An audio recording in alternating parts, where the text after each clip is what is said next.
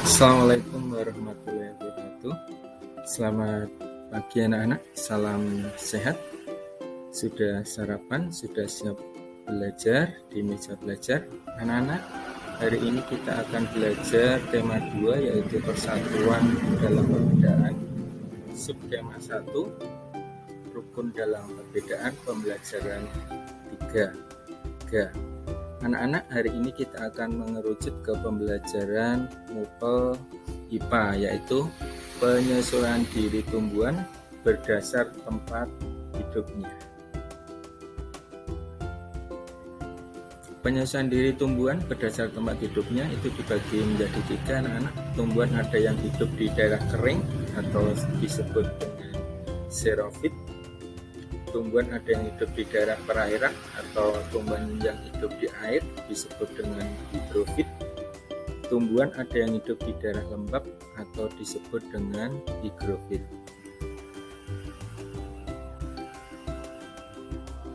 Penyesuaian diri tumbuhan di daerah kering atau xerofit.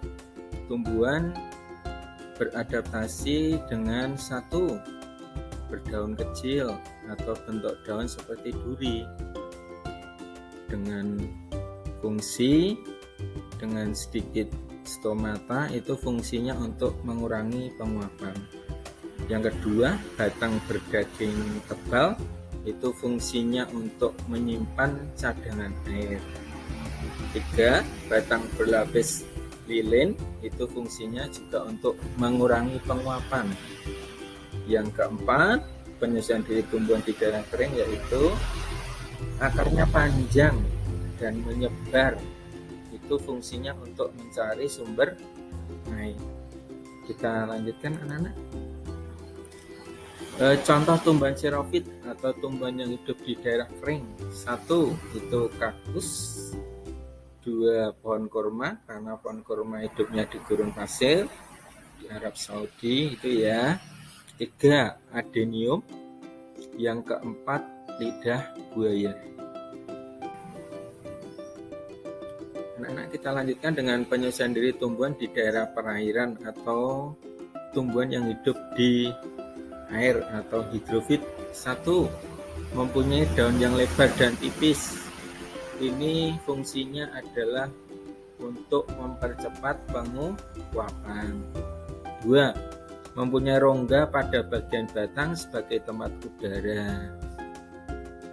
3, akar yang lebat dan tebal. Ini fungsinya adalah agar tidak terbalik saat di air.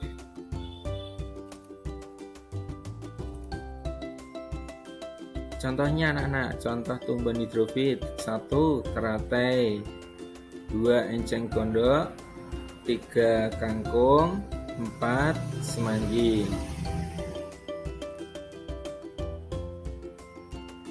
Kita lanjutkan anak-anak, penyesuaian diri tumbuhan di daerah lembab atau higrofit. Tumbuhan beradaptasi 1, dengan daun lebar dan tipis dengan banyak stomata. Itu tadi sama ya, fungsinya untuk mempercepat penguapan. Yang kedua, batang berongga, itu untuk saluran udara dan mengurangi kadar air dalam batang. Yang ketiga, yaitu akar pendek, mempersempit bidang penyerapan karena tempatnya sudah lembab.